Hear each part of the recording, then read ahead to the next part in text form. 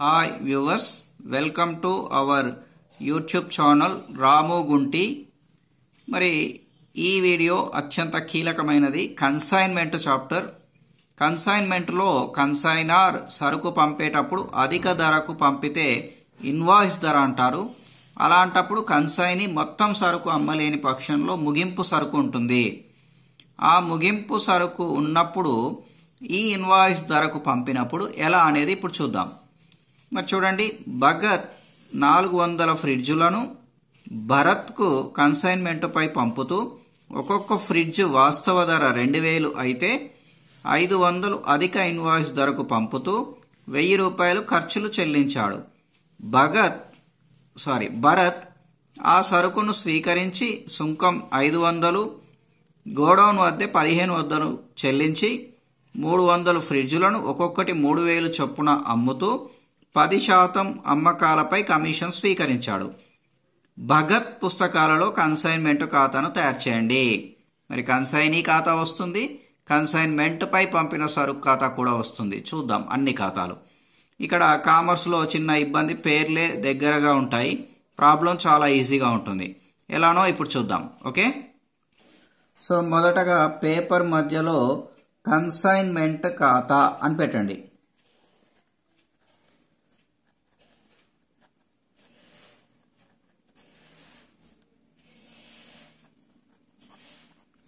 So paper మధ్యలో consignment ఖాతా వచ్చిన తర్వాత ఒక హారిజాంటల్ లైన్ కొట్టేసేయండి. దానికి టేబుల్ కోసం ఇంకొక హారిజాంటల్ లైన్, తర్వాత tea shape purpose vertical line. మీరు ఆల్రెడీ ఖాతాల గురించి నేర్చుకొని ఉంటారు కాబట్టి కొద్దిగా డార్క్నెస్ కోసం డబల్ లైన్ గీయడం జరుగుతుంది. సో ఇదంతా కూడా లెఫ్ట్ పార్ట్, డెబిట్ పార్ట్. ఇక్కడ ఏమొస్తున్నవి? తేదీ, వివరాలు, తర్వాత జేఎఫ్,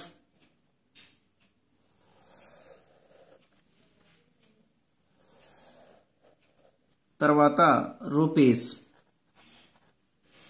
తర్వాత ఇదంతా రైట్ పార్ట్, క్రెడిట్, సిఆర్,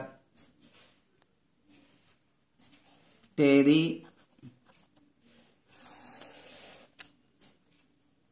వివరాలు,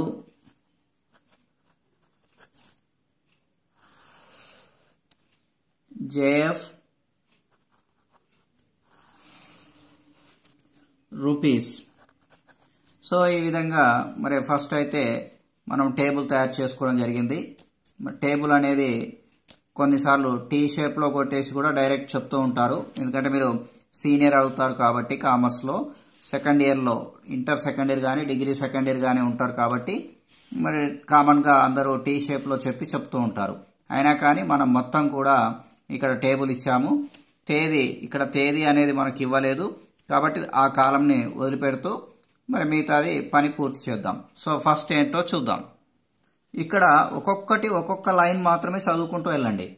భగత్ 400 ఫ్రిడ్జులను భరత్కు కన్సైన్మెంట్ పై పంపుతూ ఒక్కొక్క ఫ్రిడ్జ్ వాస్తవ ధర 2000 అయితే 500 అధిక ధర ఇన్వాయిస్ కు పంపుతూ, అంతవరకే ఆగండి. మరి 2000 వాస్తవ ధర కానీ 500 అధిక అంటే మొత్తం 2500. ఎన్ని ఫ్రిడ్జులు? 2500 చొప్పున 400 ఫ్రిడ్జులు.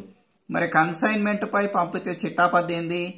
కన్సైన్మెంట్ ఖాతా డెటార్ టు కన్సైన్మెంట్ పై పంపిన సరుకు ఖాతా. మరి ఈ వీడియో చాలా బాగా వివరించడం జరుగుతుంది. మీరు 1కి 2 సార్లు చూస్తే ఖచ్చితంగా సక్సెస్ అవుతారు, ఎన్ని లెక్కలైనా చేయొచ్చు. కాబట్టి ఏమొచ్చింది ఎంట్రీ? కన్సైన్మెంట్ ఖాతా డెటార్ టు కన్సైన్మెంట్ పై పంపిన సరుకు ఖాతా. సో తేదీ అవసరం లేదు కాబట్టి ఏమీ అవసరం లేదు. మరి కన్సైన్మెంట్ ఖాతా డెటార్ టు కన్సైన్మెంట్ పై పంపిన సరుకు ఖాతా. కన్సైన్మెంట్ ఏమైంది? డెబిట్ అయింది కాబట్టి డెబిట్ వైపు రాయాలి, ఎటు వస్తే అటువైపు కన్సైన్మెంట్. టు కన్సైన్మెంట్ పై పంపిన సరుకు ఖాతా కాబట్టి మనం టు పంపిన సరుకు ఖాతా అని రాస్తే సరిపోద్ది. సో పంపిన సరుకు మరి ఎన్ని ఫ్రిడ్జులు అండి? 400 ఫ్రిడ్జ్లు ఇంటూ ఒక్కొక్కటి 2000 అయితే ఎంత కలిపారు 500 కాబట్టి ఎంత అయింది 2500 సో 2500 ఇంటూ 400 కాబట్టి ఎన్ని జీరోస్ 1 2 3 4 జీరోస్ అండి 25 4ల 100 కాబట్టి సో ఎంత అయింది చూడండి ఇక్కడ మొత్తం 1 మొత్తం ఎంత అయిందండి 10 lakhs అయిపోయింది సో ఇక నెక్స్ట్ ఏం చేశాడో చూద్దాం మరి పంపుతూ 1000 రూపాయలు ఖర్చులు చెల్లించాడు ఎవరు భగత్ కన్సైనార్ ఖర్చులు చెల్లిస్తే చిట్టాపద్ది ఏంటండి కన్సైన్మెంట్ ఖాతా డెటార్ టు నగదు ఖాతా సో కన్సైన్మెంట్ ఖాతా డెటార్ టు నగదు ఖాతా అంటే కన్సైన్మెంట్ ఏమైంది డెబిట్ అయింది కాబట్టి ఎటువైపు రాయాలి డెబిట్ సైడ్ రాయాలి ఏమని రాయాలి టు నగదు ఖాతా ఎంతండి 1000 రూపాయలండి అమౌంట్ ఎక్కువ వస్తుంది జాగ్రత్త మరి దేని కొరకు ఖర్చులు ఎవరి ఖర్చులు కన్సైనార్ ఖర్చులు కాబట్టి అక్కడ వివరణ రాసుకుంటే మీకు సులభంగా ఉంటుందండి కన్సైనార్ ఖర్చులు క్రింద బ్రాకెట్లో రాసుకోండి చాలా సులభంగా ఉంటుంది మరి నెక్స్ట్ ఏంటి సో భరత్ ఆ సరుకును స్వీకరించి సుంకం 500 గోడౌన్ అద్దె 1500 చెల్లించి వినండి సరుకును తీసుకున్నాడు సుంకం అంటే కేంద్ర ప్రభుత్వానికి చెల్లించే పన్నండి గోడౌన్ అద్దె 1500 అంటే మొత్తం ఎంత 2000 సో 2000 రూపాయలు ఖర్చులు చెల్లించాడు ఎవరు భరత్ ఓరు కన్సైని కాబట్టి కన్సైని ఖర్చులు చెల్లిస్తే కన్సైన్మెంట్ ఖాతా డెటార్ టు కన్సైని భరత్ ఖాతా కాబట్టి సో కన్సైన్మెంట్ ఖాతా డెటార్ టు కన్సైని భరత్ ఖాతా కన్సైన్మెంట్ ఏమైంది డెబిట్ అయింది ఎటువైపు రాయాలి డెబిట్ వైపు ఏమని రాయాలి టు భరత్ ఖాతా ఎంత అండి 1500 ప్లస్ 500 మొత్తం 2000 మరి మొత్తం 2000 రూపాయలు ఇక్కడ రాసేయండి రాసిన తర్వాత ఇవి ఎవరి ఖర్చులు కన్సైనీ ఖర్చులు కాబట్టి కింద రాయండి ఎందుకంటే నెంబర్ ఆఫ్ టైమ్స్ వస్తాడు భరత్ అనే పేరు ఖర్చులు కన్సైనీ ఖర్చులు పైన రాశాం కదా కన్సైనార్ ఖర్చులని ఇక్కడ కన్సైనీ ఖర్చులు మరి నెక్స్ట్ చూద్దాం ఎప్పటికప్పుడు పాయింట్స్ చూసుకుంటూ చేయడమేనండి ఏం లేదు వెరీ సింపుల్ ఇప్పుడు చూడండి చెల్లించిన తర్వాత అంటే ఏం చెల్లించాడు ఖర్చులు మరి చెల్లించి 300 ఫ్రిడ్జులను ఒక్కొక్కటి 3000 చొప్పున అమ్ముతూ అంతవరకే ఆగండి ప్రతి పాయింట్ దగ్గర ఆగాలండి మరి అమ్మేస్తే ఎవరు అమ్మారు కన్సైనీ మరి ఏ ఖాతా నుంచి పోతుంది కన్సైన్మెంట్ ఖాతా నుంచి కాబట్టి కన్సైనీ భరత్ ఖాతా డెటార్ టు కన్సైన్మెంట్ ఖాతా సో ఇప్పుడు కన్సైన్మెంట్ ఏమైందండి క్రెడిట్ అయింది కాబట్టి క్రెడిట్ వైపు బై భరత్ ఖాతా కన్సైన్మెంట్ క్రెడిట్ అయింది భరత్ కన్సైనీ డెబిట్ అయ్యాడు భరత్ ఖాతా డెటార్ టు కన్సైన్మెంట్ ఖాతా కాబట్టి భరత్ బై భరత్ ఖాతా మరి ఎంత అండి ఒక్కొక్కటి 3000 చొప్పున ఎన్ని ఫ్రిడ్జ్లు అమ్మాడు 300 ఫ్రిడ్జ్లు అమ్మాడు మరి 300 ఇంటూ 3000 సో 3 3s are 9 ఎన్ని జీరోస్ వచ్చాయి 1 2 3 4 5 అంటే ఎంత అండి 9 lakhs అండి మొత్తం సో మొత్తం ఎంత అండి 9 lakhs అక్కడ జీరో సరిగ్గా పడలేదు ఓకే నో ప్రాబ్లం 9 lakhs మొత్తం 9 lakhs అతను అమ్మింది చిట్టాపద్దు ప్రకారం భరత్ ఖాతా డెటార్ టు కన్సైన్మెంట్ ఖాతా కాబట్టి కన్సైన్మెంట్ లో బై భరత్ ఖాతా 300 ఇంటూ 3000 రూపీస్ 9 lakhs అమ్ముతూ 10% కమిషన్ అమ్మకాలపై స్వీకరించాడు మరి కమిషన్ ఎవరు స్వీకరిస్తారు కన్సైనీ స్వీకరిస్తారు కన్సైనీ స్వీకరిస్తే చిట్టాపద్దు ఏంటండి కన్సైన్మెంట్ ఖాతా డెప్టార్ టు కన్సైనీ భరత్ ఖాతా చూడండి ఎప్పుడు భరత్ వస్తుండో అందుకే పేర్లు క్రింద వివరణ రాయాలి సో కన్సైన్మెంట్ ఖాతా డెటార్ టు కన్సైనీ భరత్ ఖాతా, కాబట్టి భరత్ డెబిట్ అయిండు, మళ్ళీ డెబిట్ రాయాలి టు భరత్ ఖాతా. దేని కొరకు ఇది? కమిషన్ కొరకు. ఎవరికి ఇస్తాం కమిషన్? కన్సైనీకే, కాబట్టి కమిషన్ కొరకు అని రాసుకుంటే సరిపోద్ది. మరి ఏంటి కమిషన్ ఎంత అండి? అతనికి 10%. 10% ఎంత మీద? ఇక్కడ మొత్తం ఎంత ఉన్నాయి అమ్మకాలు? 9 lakhs ఉన్నాయి. సో 9 lakhs ఇంటూ ఎంత పర్సెంటేజ్? 10%. సో ఇక్కడ 000 అంటే ఎంత వస్తుందండి? 90,000 వస్తుందండి, 90,000 రూపాయలు. So commission. మరి ఇవన్నీ కూడా పూర్తయినవి. పాయింట్లు ఇంత మిస్తే ఇందులో చూద్దాం. చూడండి, అమ్మకాలపై 10% కమిషన్. ఇంకా ఆ తర్వాత ఏమీ లేదు. కానీ లెక్క అయిపోయిందా? అయిపోదండి. ఇదే పొరపాటు చేస్తారు స్టూడెంట్స్ అందరూ. ఇక ఇక్కడ అస్సలు మసాలా స్టార్ట్ అయిందండి. చూడండి, సో లెక్కలో ఇచ్చిన వివరాల ప్రకారం అన్నీ కూడా మనం పోస్టింగ్ చేశాం, కానీ లెక్క మాత్రం పూర్తి కాలేదు. ఎందుకని? ఇతను 400 ఫ్రిడ్జ్లు పంపితే ఇతను 300 మాత్రమే అమ్మాడు. ఎన్ని ఫ్రిడ్జ్లు మిగిలాయి? 100 ఫ్రిడ్జ్లు. ఇతను 2500 చొప్పున పంపితే ఇతను 3000 చొప్పున అమ్మాడు.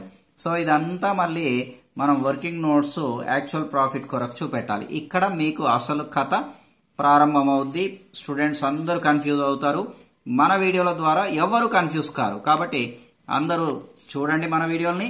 మీ ఫ్రెండ్స్ చేత సబ్స్క్రైబ్ చేపియండి, వాళ్ళను చూడమనండి. మీరు మీ ఫ్రెండ్స్ అందరూ కూడా మంచి మార్క్స్ పొందండి.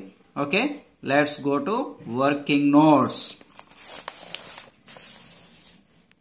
ఇప్పుడు వర్కింగ్ నోట్స్ అని టైటిల్ పెట్టండి.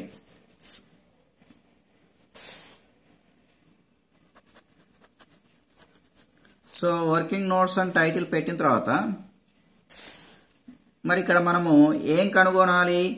మిగిలిన సరుకు అంటే ముగింపు సరుకు లెక్కించాలి. సో ముగింపు సరుకు ఇన్వాయిస్ ధరకు పంపుతారు, కాబట్టి ఇన్వాయిస్ ధరకు లెక్కించి కన్సైన్మెంట్లో చూపెట్టాలి. కానీ వాస్తవ లాభం కొరకు మళ్ళీ అసలు ధర ప్రకారం కూడా ముగింపు సరుకు లెక్కించాలి. కాబట్టి 2 సార్లు ముగింపు సరుకు లెక్కించాలి. ఎలాగో చూద్దాం. సో ముగింపు సరుకు లెక్కించుట నెంబర్ 1. ముగింపు సరుకు లెక్కించుట. దీంట్లో ముగింపు సరుకు లెక్కించుటలో ఫస్ట్ దేని ప్రకారం అనుకున్నాం? ఏ ఇన్వాయిస్ ధర ప్రకారం. ఇన్వాయిస్ ధర ప్రకారం. మరి ఇన్వాయిస్ ధర ప్రకారం కనుక తీసుకున్నట్లయితే ఫస్ట్ 3 పాయింట్స్ ప్రకారం ముగింపు సరుకు లెక్కించాలండి. ఫస్ట్ పాయింట్ చూడండి, దీంట్లో నెంబర్ 1లో ఏలో సబ్ ఏ, కాబట్టి మిగిలిన సరుకు. ఇది దేని ప్రకారం? ముగింపు సరుకు ఇన్వాయిస్ ధర ప్రకారం, అది గమనించాలి. మిగిలిన సరుకు. మరి మిగిలిన సరుకు ఎన్ని ఫ్రిడ్జ్లు పంపారండి? 400. ఎన్ని అమ్మారు? 300. అంటే 100 ఫ్రిడ్జ్లు మిగిలాయి. మరి ఇన్వాయిస్ ధర ఒక్కొక్కటి ఎంతండి? 2500. కాబట్టి సో ఎంత వచ్చిందండి? 1 2 3 4 zeros వచ్చాయి. సో 25 1s are 25 అంటే ఎంత అయిందండి? 2,50,000 రూపాయలు అయిందండి. అంతేనా? సో 2,50,000. మళ్ళీ దీంట్లో సెకండ్ పాయింట్ కన్సైనార్ ఖర్చులు అండి. ప్రతిదీ క్లియర్గా ఇస్తున్నాం. అన్ని వీడియోలలో మీకు లభించదు, కానీ మన వీడియోలో మాత్రం ప్రతి పాయింట్ని చెప్పడం కాదు, చేస్తూ చెబుతూ ఎక్స్ప్లెయిన్ చేస్తూ ఇస్తున్నాం. అది తేడా గమనించాలి. సో ఇక్కడ కన్సైనార్ ఖర్చులు చూడండి. కన్సైనర్ ఖర్చులు కనపడుతుంది కన్సైన్మెంట్ ఖాతాలో. ఎంత? 1000 రూపాయలు. సో ఇక్కడ రండి. మరి కన్సైనార్ ఖర్చులు 1000 రూపాయలు. కానీ ఆగండి, ఇక్కడ 1000 రూపాయలు అనేది ఎన్ని ఫ్రిడ్జ్లకి? 400 ఫ్రిడ్జ్లకండి. కానీ ఇక్కడ మరి ఎన్ని మిగిలాయండి? 100 ఫ్రిడ్జులు మిగిలాయి. సో 100/400 ఇది ఇంపార్టెంట్ అండి. కాబట్టి ఈ సున్నాకి ఈ సున్నా పోయింది, ఈ సున్నాకి ఈ సున్నా. 100/4 అంటే ఎంత అవుతుంది? కేవలం 25 రూపీస్ అవుతుందండి. ఓకేనా? Next third point. దీంట్లో ఏలో 3 వస్తాయి అనుకున్నాం కదా. థర్డ్ ఇప్పుడు ఏంటి అండి? కన్సైనీ ఖర్చులు. సో కన్సైనీ ఖర్చులు కనుక తీసుకున్నట్లయితే ఇక్కడ మొత్తం ఎంత పెట్టాడు? 2000 పెట్టాడండి, మీకు కనపడుతుంది. కానీ అక్కడ లాజిక్ ఉంది, చూపెడతాగండి.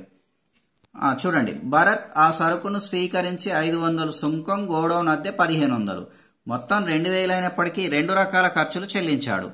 ఒకటి సుంకం, 2 గోడౌన్ అద్దె. సుంకం అనేది కేంద్ర ప్రభుత్వానికి చెల్లిస్తామండి, ఒకేసారి చెల్లిస్తాం. అది పునరావృతం కాదు, తిరిగి రాదు అని అర్థం. గోడౌన్ అద్దె ఇది ప్రతిసారి చెల్లిస్తాం, అంటే రిపీట్ అవుతుంది.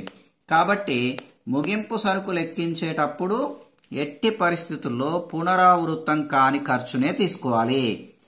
కన్సైన్మెంట్లో మొత్తం తీసుకుంటాం, కానీ ముగింపు సరుకులో మాత్రం కేవలం పునరావృతం కాని సరుకు. ఎంతండి? 500. అది లాజిక్. అర్థమైంది అనుకుంటాను. సో ఇప్పుడు కనుక తీసుకున్నట్లయితే కన్సైనీ పునరావృతం కానివి 500 ఇంటూ మిగిలిన ఫ్రిడ్జ్లు 100 రూపాయలు. మొత్తం ఫ్రిడ్జ్లు కాదండి, పైలా దీనిలానే. సో ఎంత? మొత్తం సరుకు 400. కాబట్టి 0 0 0 0. మరి ఇక్కడ చూడండి, ఈ 0కి ఈ 0 క్యాన్సిల్ అయింది, ఈ 0కి ఈ 0 క్యాన్సిల్ అయింది. 500/4 ఎంత వచ్చింది? మరి 125 వస్తుంది, అంతే కదండి. రైట్. సో 125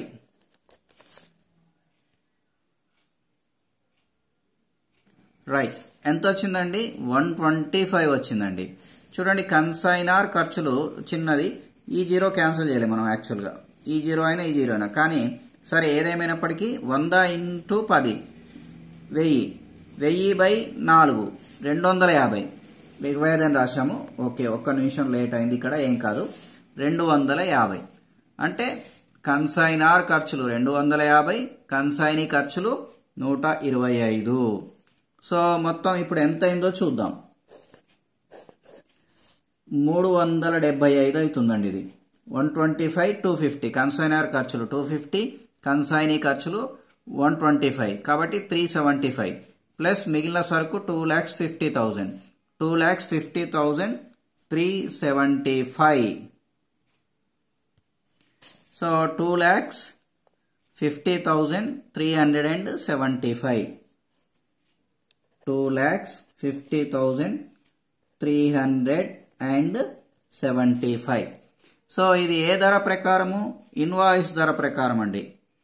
ఇన్వాయిస్ ధర ప్రకారం ముగింపు సరుకు లెక్కించేటప్పుడు మిగిలిన సరుకు 100 మిషన్లు 2,500 చొప్పున 2,50,000. కన్సైనర్ ఖర్చులు మొత్తం ఖర్చులు 1,000 రూపాయలు, కానీ మిగిలిన వాటికి 400 మొత్తం అయితే 100 మిషన్లు మిగిలాయి 250 రూపాయలు.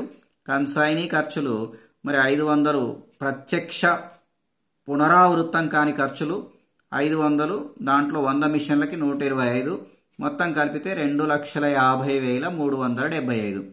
మరి ఈ ముగింపు సరుకు చిట్టా పద్ధతి ఏంటండి? అది కూడా కేవలం ఇన్వాయిస్ ధర ప్రకారం. అంటే కన్సైన్మెంట్ సరుకు ఖాతా డెటార్ టు కన్సైన్మెంట్ ఖాతా. మరి కన్సైన్మెంట్ ఏమైందండి? క్రెడిట్ అయిందండి. సో ఎటువైపు రాయాలి? క్రెడిట్ వైపే రాయాలి. కాబట్టి ఏమని రాయాలి? బై కన్సైన్మెంట్ సరుకు ఖాతా. సో ఎంత అండి? 2,50,375. 2,50,375. సో ఎంత వచ్చిందండి? 2,50,375. మరి ఇప్పుడు ఇక్కడ చూడండి, వాస్తవ లాభం కనుక్కునేటప్పుడు 400 మిషన్లు 2,500 చొప్పున, అంటే అధిక ధర ఉంది. దీన్ని లోడింగ్ అంటాం. లోడింగ్ని కంట్రోల్ చేయడానికి మళ్ళీ క్రెడిట్ సైడ్ రాయాలి. క్రెడిట్ సైడ్ ఎంత అధిక ధర ఉందో చూద్దాం ఫస్ట్. తర్వాత ఇప్పుడు నెంబర్ 1 ముగింపు సరుకు అయిపోయింది కదండి, చాలా వర్కింగ్ నోట్స్ వస్తాయి. నెంబర్ 2 లోడింగ్ ధర. లోడింగ్ అధిక ధర అంటారు దీన్ని, లోడింగ్ ధర లేదా అధిక ధర. యాక్చువల్గా వాస్తవ ధర ఎంత అండి? ఇక్కడ వాస్తవ ధర ఎన్ని ఫ్రిడ్జ్లు? 400 ఫ్రిడ్జ్లు. ఎంత చెప్పున? 2000 చెప్పున. అంటే ఎంత అవుతుంది? 8 లక్షలు అవుతుంది. సో ఇన్వాయిస్ ధర ఎన్ని ఫ్రిడ్జ్లు? 400. సంఖ్య మారదండి, ధర మాత్రమే మారుతుంది. ఎంత? 500 చెప్పున అధికంగా. అంటే ఎంత అయింది? 400కి 500 కలిపారు, అంటే 2 లక్షల రూపాయలు. కాబట్టి యాక్చువల్గా 8 లక్షలు, కానీ ఎంత వచ్చింది అధికంగా? 2 లక్షలు వచ్చిందండి అధికంగా. అంటే మొత్తం 10 లక్షలు పంపినట్టు చూపెట్టారు అక్కడ. ఇప్పుడు చూడండి, మొత్తం డెబిట్ సైడ్ మనం ఆల్రెడీ 10 లక్షలు రాశాం, కానీ 10 లక్షలు వాస్తవ ధర కాదు. కేవలం ఎంత? 8 లక్షలే. అంటే అధికంగా ఎంత ఉంది? 2 లక్షలు. సో మీకు ఇక్కడ డెబిట్ సైడ్ కూడా కనపడుతుంది. 10 లక్షలు రాశాం, అంటే అధికంగా ఎంత ఉందన్నాం? 2 లక్షలు. మరి ఆ లోడింగ్కి చిట్టాపద్ది ఏంటండి? కన్సైన్మెంట్ సరుకు రిజర్వ్ ఖాతా, డెప్టార్ టు కన్సైన్మెంట్ ఖాతా. కాబట్టి లోడింగ్కి క్రెడిట్ వైపు వస్తుందండి వాస్తవ లాభం కనుక్కోవడానికి. కాబట్టి ఏమని రాయాలి? కన్సైన్మెంట్ లోడింగ్ బై ఎంత వచ్చిందండి? 2 lakhs వచ్చిందండి. రైట్. ఇక నెక్స్ట్ మరి ఇంకా అయిపోయిందంటే అయిపోలేదండి. ఇప్పుడు వాస్తవ ధర ప్రకారం ముగింపు సరుకు కనుక్కొని మళ్ళీ రిజర్వ్, ఎందుకంటే వాస్తవ లాభం కొరకు రిజర్వ్ కనుక్కోవాలండి. మళ్ళీ వర్కింగ్ నోట్స్కి రండి. చూడండి, మీకు వర్కింగ్ నోట్స్ చాలా బాగా క్లియర్గా అందిస్తున్నాం. ఇదే చాలా కీలకం. మన దగ్గర ఇంకా 3-4 వీడియోలు కూడా ఇంతకుముందు అప్లోడ్ చేయడం జరిగింది, అవి కూడా చూడండి. నెక్స్ట్ ఏంటి? వాస్తవ ధరకు ముగింపు సరుకు.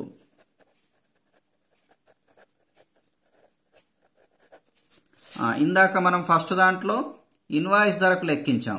ఇప్పుడు దేని ప్రకారము? వాస్తవ ధరకు. మరి వాస్తవ ధరకు లెక్కిస్తే మరి దీంట్లో ఫస్ట్ పాయింట్, మళ్ళీ 3 పాయింట్స్ వస్తాయి దీంట్లో కూడా. ఏంటి? వాస్తవ ధరకి మిగిలిన సరుకు. మిగిలిన సరుకు తీసుకున్నట్లయితే ఎన్ని మిగిలాయి? 100 ఫ్రిడ్జ్లు మిగిలాయి. ఒక్కొక్కటి వాస్తవ ధర ఎంత అవుతుంది? 2000 మీకు పైన కూడా కనపడుతుంది చూడండి, వాస్తవ ధర 2000. కాబట్టి 2000 ఇంటూ 100 ఎంత అవుతుంది? 2 lakhs అవుతుందండి. తర్వాత నెక్స్ట్ కన్సైనార్ ఖర్చులు. మరి ఈ కన్సైనార్ ఖర్చులు ఆల్రెడీ మనం ఇంతకుముందు చేశాం. చూడండి, 100 ఫ్రిడ్జ్లకి 1000 రూపాయలు పెడితే 400 పంపితే ఎంత అంటే 250. సో అదే 250 ఇక్కడ కూడా రాసుకోవచ్చు, ఏ మార్పు ఉండదు. మీకు కావాలంటే వివరణ కూడా. 1000 రూపాయలు ఖర్చు పెట్టారు, మిగిలిన ఫ్రిడ్జ్లు 100, మొత్తం ఫ్రిడ్జ్లు 400. 2 సున్నాలకు 2 సున్నాలు, 1000/4 250. నెక్స్ట్ సి కన్సైనీ ఖర్చులు. మరి కన్సైనీ ఖర్చులు మీకు ఇక్కడ కనపడుతుంది పై దాంట్లో 125. 500 పునరావృతం కానివి 100 ఫ్రిడ్జ్లకి, మొత్తం 400 ఫ్రిడ్జ్లు అయితే మరి అట్లాంటప్పుడు 125. ఇక్కడ కూడా 125 యథావిధిగా రాసుకోవచ్చు. మరి మీరు ఇక్కడ కూడా వివరణ రాయొచ్చు, నో ప్రాబ్లం. 500 పునరావృతం కానివి, 100 ఫ్రిడ్జ్లు అమ్మనివి, మొత్తం ఫ్రిడ్జ్లు 400. సో ఎంత అయింది? 125. ఇప్పుడు కలపండి, మొత్తం ఎంత అవుతుంది? 2 లక్షలు ప్లస్ 375 2,375,000. మరి ఇది ఈ విలువ లెక్కిస్తాం, కానీ ఇది ఎక్కడ రాయం. కేవలం ఈ 2,50,375 ఇన్వాయిస్ ధర ప్రకారం, వాస్తవ ధర ప్రకారం తేడా కొరకు. మరి ఇది 4వ పాయింట్ వర్కింగ్ నోట్స్కు ఉపయోగపడుతుంది. 4వ పాయింట్ ఏంటి? రిజర్వ్. రిజర్వ్ ఏంటి? ముగింపు సరుకు. ఏ ముగింపు సరుకు? ఇన్వాయిస్ ధర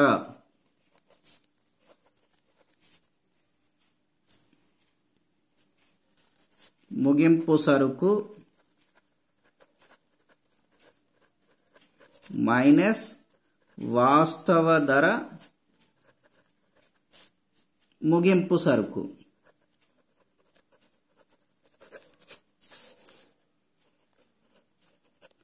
సో ఇన్వాయిస్ ధర ముగింపు సరుకు మైనస్ వాస్తవ ధర ముగింపు సరుకు. ఇన్వాయిస్ ధర ఎంత వచ్చిందండి? 2,50,375. రాసుకోండి.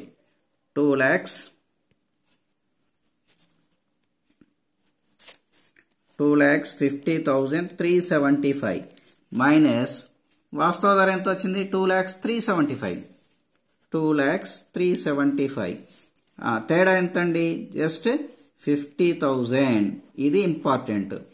ఈ 50,000కి ఎంట్రీ వస్తుందండి. కన్సైన్మెంట్ ఖాతా డెప్టార్ టు కన్సైన్మెంట్ రిజర్వ్ ఖాతా. మరి కన్సైన్మెంట్ ఏమైంది? ఇక్కడ డెబిట్ అయిందండి.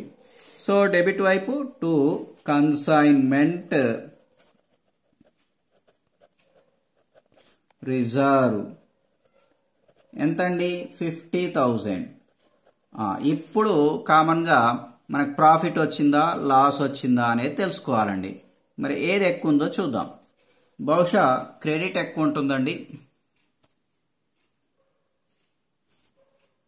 అబ్జర్వ్ చేస్తే సో అది ఎంత అంటే చూడండి. సో 9 లక్షలు ప్లస్ 2,50,375 ప్లస్ 2 లక్షలు మొత్తం కలిపితే దాదాపు ఎంత అయిందండి? 13,50,375. సో అది ఇటువైపు వేయండి. 13,50,375. మరి ఇప్పుడు డెబిట్ అన్నీ కూడా తీసేయండి. 10 లక్షలు, 100 రూపాయలు, 1000 రూపాయలు, 2,000, 90,000, 50,000. మరి రిమైనింగ్ ఎంత అంటే సో 11,43,000 అయిందండి.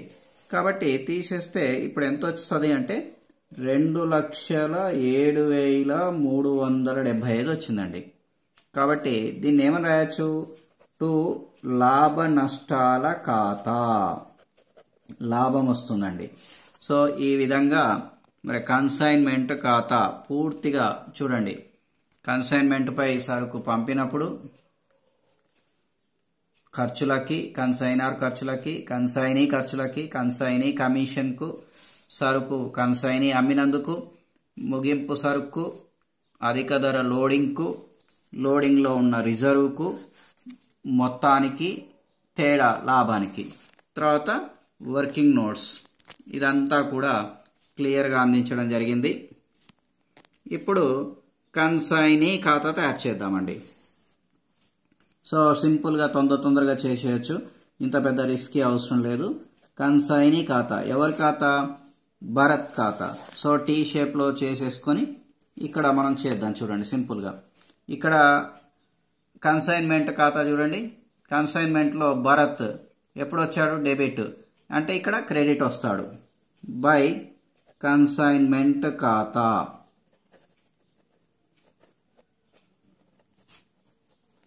ఎంతండి? 2,000 రూపాయలు. తర్వాత మళ్ళీ వచ్చాడు కమిషన్కి.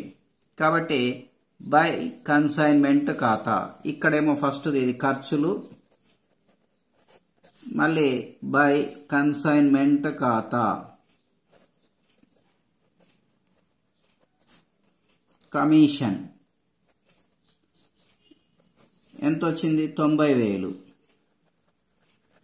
తర్వాత ఇతను సరుకు అమ్మాడండి 9 లక్షలకు, క్రెడిట్ వచ్చాడు. కాబట్టి ఎటువైపు వస్తాడు? డెబిట్ వస్తాడు. టు కన్సైన్మెంట్ 9 లక్షలు. కాబట్టి ఎటువైపు ఎక్కువ ఉందండి? డెబిట్ వైపు ఎక్కువ ఉంది. కాబట్టి డెబిట్ వైపు వేసేయండి 9 lakhs. రెండు వైపులా వేసేయండి 9 lakhs. 92,000 తీసేయండి అంతే. అంటే 92 8,08,000 అంతే కదండి. దీన్ని బై నగదు అని రాయండి. అంటే అతని దగ్గర నుంచి రావాలి కాబట్టి బై నగదు ఖాతా 8,08,000. ఇక అదేవిధంగా చివరిలో ఇంకో ఖాతా కూడా తయారు చేయవచ్చు. ఎలాగో పెద్దగా అయిపోయింది కదా, ఇంకోటి కూడా చూపెడదాం ఫైనల్గా. కన్సైన్మెంట్ పై పంపిన సరుకు ఖాతా. చూడండి, కన్సైన్మెంట్ పై పంపిన సరుకు ఖాతా. మరి దీన్ని టీ షేప్లో కొట్టేసి కన్సైన్మెంట్ పై సరుకు పంపితే కన్సైన్మెంట్ ఖాతా రేపు కన్సైన్మెంట్ పై పంపిన సరుకు ఖాతా. కాబట్టి పంపిన సరుకు ఏమైంది? క్రెడిట్ అయింది. బై కన్సైన్మెంట్ ఖాతా ఎంత అండి? ఇన్వాయిస్ ధరతోటి 10 lakhs. సో మరి కన్సైన్మెంట్ ఖాతాని వాస్తవ ధరకు వర్తకపు ఖాతాకు మళ్లించాలి. మళ్లిస్తే కన్సైన్మెంట్ పై పంపిన సరుకు ఖాతా రిటార్డ్ టు వర్తకపు ఖాతా. మరి ఏమైంది? డెబిట్ అయింది. కాబట్టి టు వర్తకపు ఖాతా ఎంతండి? వాస్తవ ధర 8 lakhs. మరి అధిక ధరను లోడింగ్ ని కంట్రోల్ చేశాం. అప్పుడు చిట్టాపద్దు కన్సైన్మెంట్ పై పంపిన సరుకు ఖాతా రిటార్డ్ టు కన్సైన్మెంట్ ఖాతా. కాబట్టి టు కన్సైన్మెంట్ ఖాతా ఎంతండి? 2 lakhs. సో ఈ రెండు వైపులా కూడా ఏమైంది? 10 lakhs. ఈక్వల్ అయిపోయిందండి. ఈ విధంగా మొత్తం నేర్చుకుంటారని. సో లాస్ట్ 5 minutes కంటే ఫస్ట్ 20-25 minutes వీడియో చాలా కీలకం. మరి స్పీడ్గా కొద్దిగా చెప్పడం జరిగింది. అయినా ఇబ్బంది పడకుండా మొత్తం చూస్తే చాలా బాగా అర్థమవుతుంది. మరి మీ ఫ్రెండ్స్కి చెప్పండి, మీరు చూడండి. అందరికీ సబ్స్క్రైబ్ చేయడానికి షేర్ చేయండి. ఇన్స్టాగ్రామ్లో కానీ, ఫేస్బుక్లో కానీ, ట్విట్టర్లో కానీ, సోషల్ మీడియా ఎందులో అయినా సరే సబ్స్క్రైబ్ చేయడం మాత్రం మర్చిపోకండి. All the best.